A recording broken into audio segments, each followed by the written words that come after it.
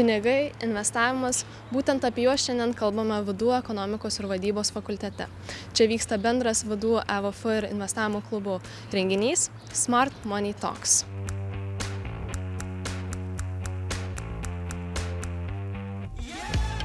Mes šiandien su vienu iš pranešėjų Luku Jakuboniu ir Lukai, ką norėtumėt, kad šiandien studentai išsineštų? Norėčiau, kad nebijotų studentai investuoti ir suprastų, kad investavimas nėra taip toli, kaip gali pasirodyti. Dar daugiau ir dar geriausia, ką būt gali jie padaryti, tai pradėti kuo anksčiau, tam, kad ateityje turėtų daugiau turtų. Kas paskatino jūs domėtis investavimu, apskritai pinigų valdymu?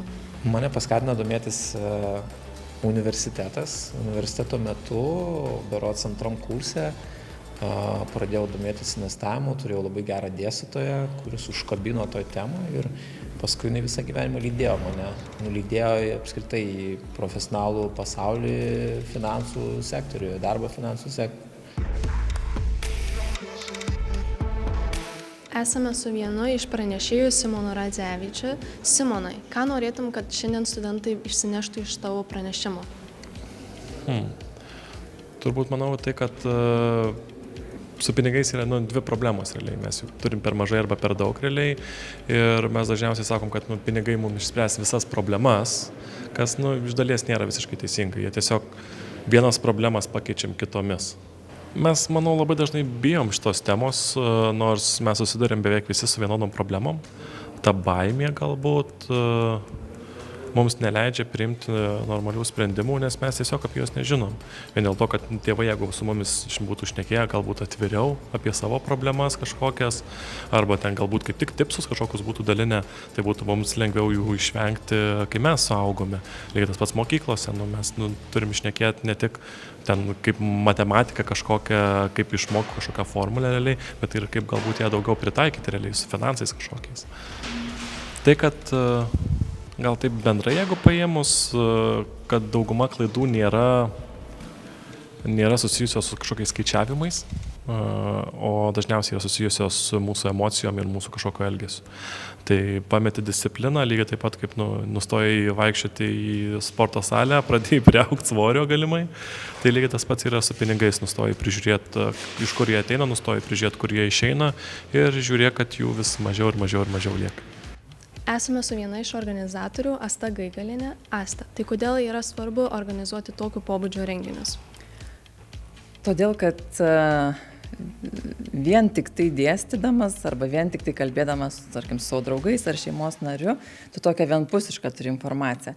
Bet, kaip žinom, dar ypatingai, kad ne visą laiką savo kieme pranašų gali būti, ar ne?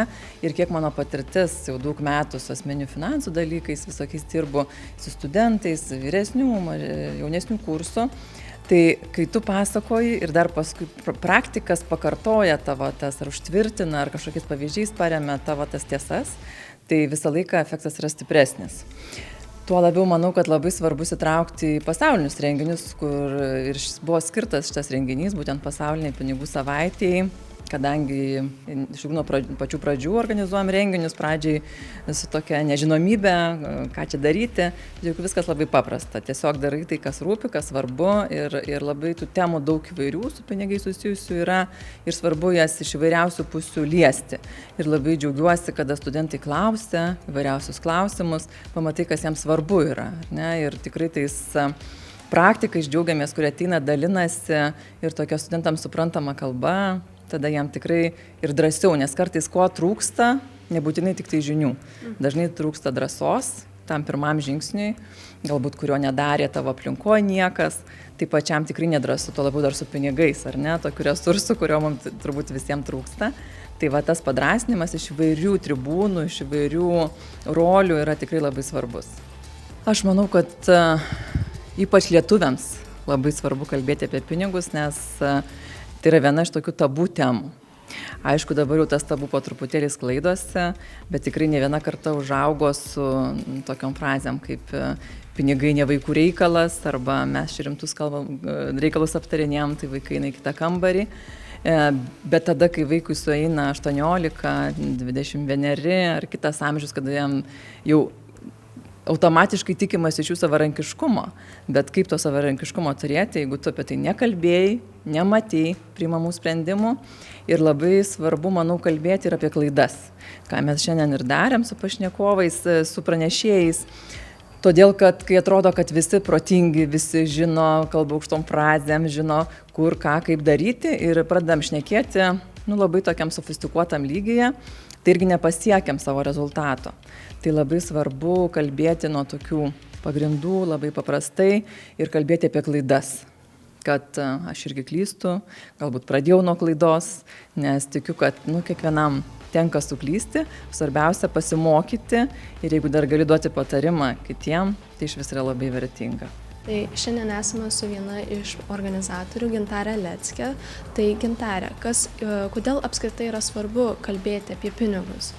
Ačiū už klausimą, labai geras klausimas. Tai turbūt atitinka šiųmetinės pinigų savaitės temą tam, kad nebeturėtume tabų. Nes iš negražu minėtų sovietinių laikų, bet tikrai iš sovietinių laikų dar atėjo tai, kad mes bijome kalbėti apie pinigus. Tai kuo mes daugiau atviriau kalbėsime, tuo tai taps priimtinesnė tema, suprasime, kad galime klysti ir iš tų klaidų, kurias mes darome su savo pinigais, mes tik mokomės ir augome. Tai manau, todėl yra svarbu ir kalbėti apie pinigus. Tai būtent todėl, manau, ir išeina kitas klausimas, kodėl yra svarbu organizuoti būtent tokio tipo renginius. Taip, tai pirmiausia turbūt paminėsiu, kad tokio tipo renginį organizuojame jau 4. kartą. Tai prisidedame prie globalios iniciatyvos pasaulinės pinigų savaitės ir iš tikrųjų pagrindinis tikslas tai yra prisidėti prie jaunų žmonių, studentų finansinio raštingumo didinimo. Ir žinoma, tai darome ir paskaitų metu, bet tokių renginių metu yra skatinamos atviros diskusijos ir pokalbiai su praktikais, kas vėlgi padeda studentam įgyti daugiau žinių ir sudominti įvairiais finansiniais klausimais. Matai, kas tave paskatino atvykti į šį renginį? Tai tikriausiai paskatino atvykti investavimo klubas, esu dalis šios organizacijos, domiuosi investavimu ir manau, plėsti savo žinias yra labai pravartu ir dalyvauti tokiuose paskaitose. Manau, kad labai gera šitą savaitę yra prisiminti apie asmeninius finansus, apie pinigus, nes labai dažnai pamirštama apie tai pašnekėti garsiai ir pasidomėti, tai kaip tik tokia paskata buvo pasidomėti būtent dabar.